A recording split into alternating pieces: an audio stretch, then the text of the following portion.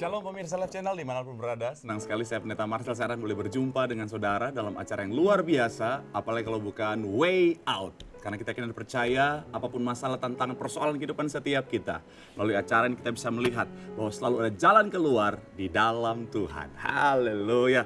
Dan hari ini tema kita adalah bicara tentang melampaui keterbatasan. Nah, pernahkah Anda membayangkan bagaimana rasanya menjadi anak seorang gembala sidang?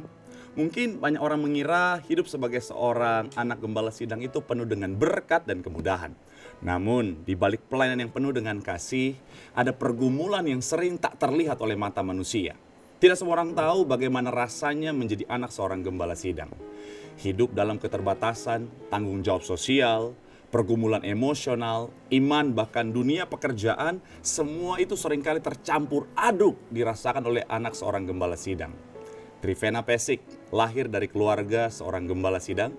Sejak kecil, Trivena sudah terbiasa melihat orang tuanya mengabdikan hidup sepenuhnya untuk melayani Tuhan. Ia tidak pernah menyangka bahwa menjadi anak seorang gembala sidang bukanlah hal yang mudah. Rela meninggalkan kampung halaman, melepaskan segala kenyamanan dan fasilitas demi untuk mengikuti panggilan Tuhan sebagai pelayan penuh waktu.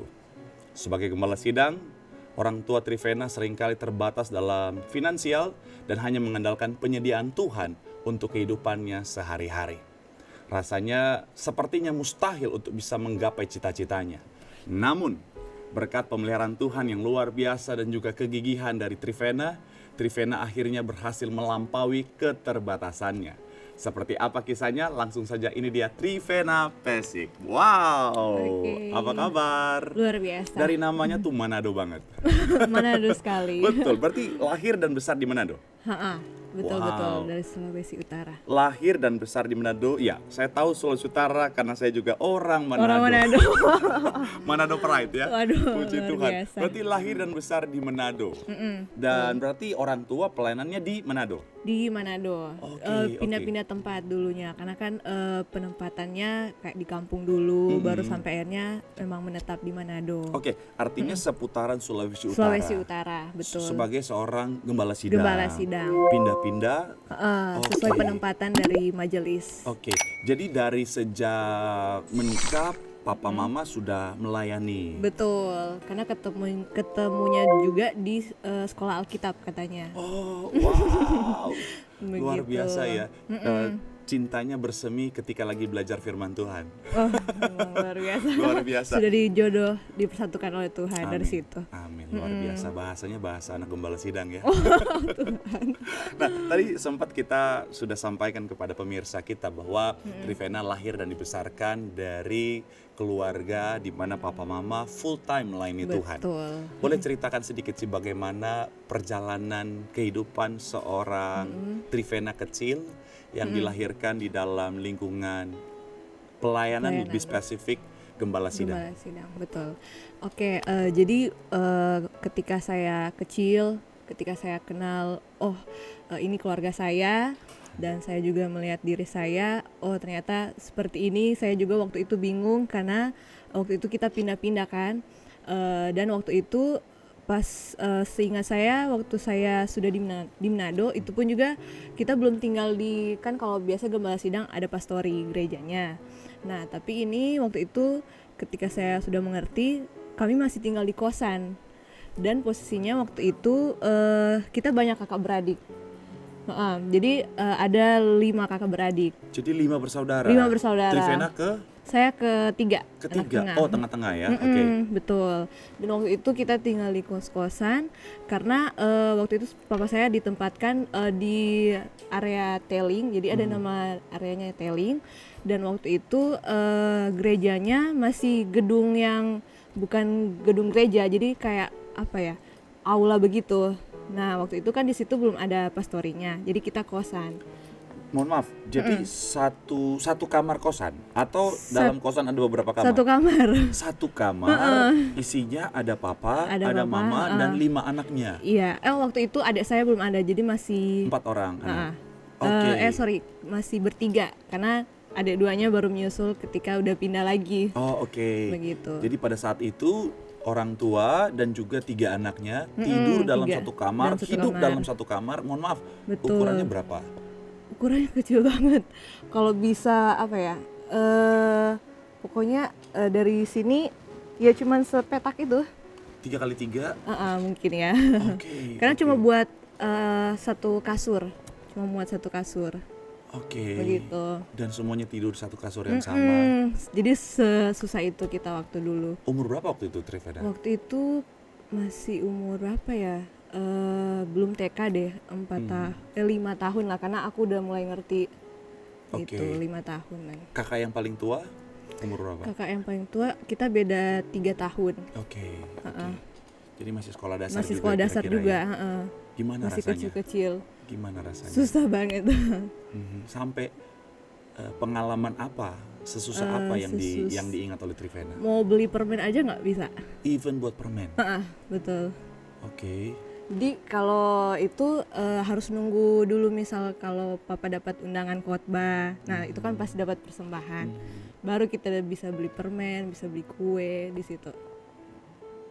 Dari jemaat apakah ada support? Undangan dari jemaat waktu itu masih 2 keluarga. Oh, Jadi oke. Itulah. Tapi dari 2 keluarga ini akhirnya bisa berkembang begitu sih. Tapi memang pas awal-awal setahu aku itu cuma 2 keluarga. Jadi ada keluarga yang dari yang memang penerus dari apa ya. Jadi waktu itu papa ditempatkan di gereja ini ada anak gembalanya. Jadi gembalanya yang lama udah meninggal. Nah, ada anaknya di situ. Nah, itu satu keluarga. Baru ada satu keluarga juga yang bergabung. Jadi 2 keluarga. Tambah keluarga kita ya 3. Jadi satu gereja itu isinya 3 keluarga, udah termasuk keluarga pendeta dan keluarga gembala yang sebelumnya. Oke. Wow. Gitu. Dan akhirnya itu tadi ya, ngalamin kondisi secara finansial yang tidak mudah. Nggak mudah banget. Betul. Dan memang kan itu juga yang saya alami ya waktu saya di Manado pun, ketika orang tua, keluarga, teman-teman di sana tahu saya memilih untuk melayani Tuhan full time as a pastor, itu juga yang sempat jadi pertanyaan bahwa jadi pendeta mau makan apa? Betul. Karena kita tahu bersama memang ya kita dalam Tuhan, kita melayani Tuhan, kita hidup dari penyediaan Tuhan. Dan memang ada saat-saat di mana Tuhan izinkan kita ngalamin masa-masa yang tidak mudah. Dan itu dialami oleh Trivena dan keluarga. Karena memang apalagi dari gereja kita kan tidak disediakan gaji buat pendeta. Iya, jadi memang benar-benar ya apa yang Tuhan kasih lewat jemaat atau dari ya puji Tuhan kalau papa diundang khotbah di luar, seperti itu sih. Iya, apalagi jemaatnya mohon maaf hanya 3 keluarga termasuk keluarga sendiri. Betul, ya apa yang bisa kita harapkan dari situ gitu. Berapa lama itu berlangsungnya? Itu berselang lama, masih ketika saya SMP juga masih seperti itu.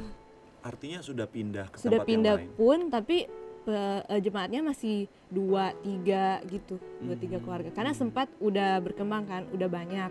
Nah tapi ternyata lahan dari gereja itu lahan sengketa.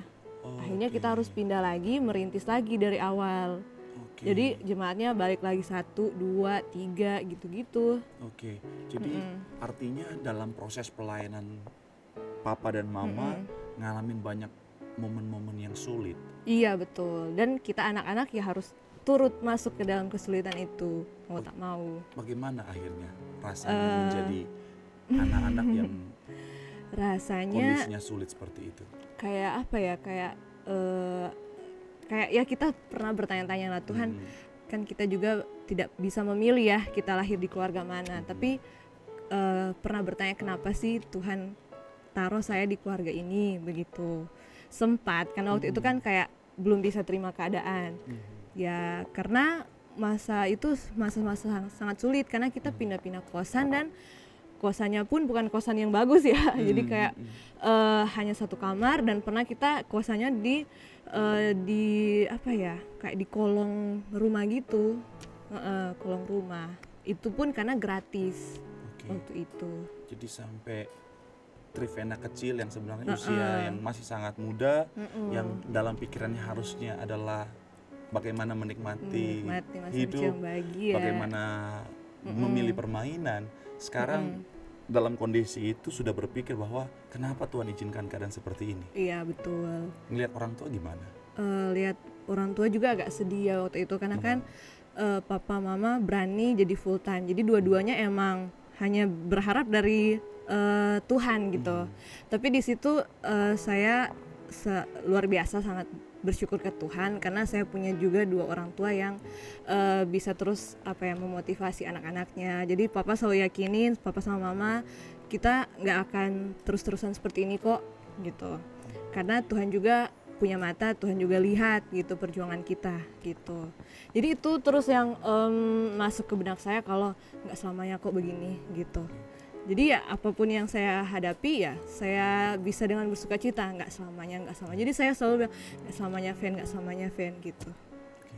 Jadi Trivena melihat bahwa papa mama pribadi yang kuat. Ya? Iya betul, pribadi yang kuat banget. Sekalipun Trivena tahu mereka susah dalam keadaan yang berat, tapi mereka tetap punya kekuatan, punya iman yang luar biasa. Iya betul. Bahkan mereka menularkan iman itu kepada anak-anaknya. Nah iya betul.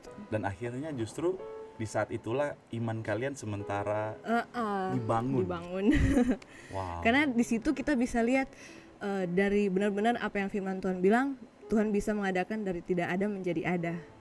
Pernah ngalamin ketiadaan itu, artinya penyediaan itu seperti tidak ada tuh pada saat apa? Dan sampai setitik apa? Jadi pernah waktu itu kita emang udah nggak ada duit buat makan waktu itu. Even buat makan? Iya benar, buat makan. Okay. Nah terus tiba-tiba kayak ada yang telepon papa terus bilang dia transfer duit, katanya digerakkan sama Tuhan. Digerakkan sama Tuhan dan jelas ngomongnya kirim ke pendeta Paulus gitu. Papa saya pendeta Paulus gitu. Nah waktu itu kita juga kaget, kok bisa, tapi itulah cara Tuhan begitu. Pernah juga kayak ATM-nya papa dari 0 tapi papa berani buat ngecek di ATM, terus tiba-tiba di ATM itu ada duit, nggak tahu dari mana. Wow. Gitu. Itulah namanya penyediaan Tuhan. Penyediaan Tuhan, betul. Tapi memang kalau bicara tentang bagaimana suka dukanya jadi seorang hamba Tuhan ya, ini kesaksian itu sangat relate ya. Bagaimana saya juga pernah ngalamin di mana kondisi yang sangat sulit, di mana saya dalam kondisi kelaparan, dalam perantauan, saya dalam kondisi yang sangat sulit di dalam perantauan, justru ketika saya sudah memilih untuk melayani Tuhan. Tapi pada saat itu saya sempat berpikir, Tuhan bagaimana Tuhan? Betul. Aku kan melayani Tuhan, tapi kok keadaannya seperti ini? Itu pernah muncul nggak di dalam pikiran Trivena? Sebelum akhirnya Trivena bilang, ini akan berakhir, ini akan berakhir, ini akan berakhir. Ya, nah karena kan selalu kita dengar khotbah Tuhan itu kaya, dan ketika Tuhan kaya anak-anaknya juga pasti kaya. Tapi kita lihat keadaan kita miskin, begitu. Jadi kayak berbanding terbalik gitu dengan keadaan. Tapi ya itu lagi-lagi hanya firman Tuhan yang bisa menguatkan gitu.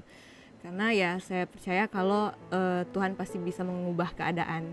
Jadi selama itu Trivena dan keluarga selalu pegang firman Tuhan ya. Betul. Allahku kan memenuhi keperluanku. Wow. Betul.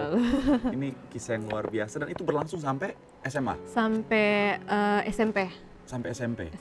SMP ke SMA itu udah mulai merangka-rangka, papa udah mulai bisa agak settle lah sebagai seorang gembala sidang. Oke, wah kita masih Begitu. tertarik dengan kisah kelanjutan di mana dari titik terendah sudah mulai ngalamin pemulihan secara perlahan. Ya, Tapi kita betul. akan bahas setelah jeda yang berikut ini, tetap di Way Out.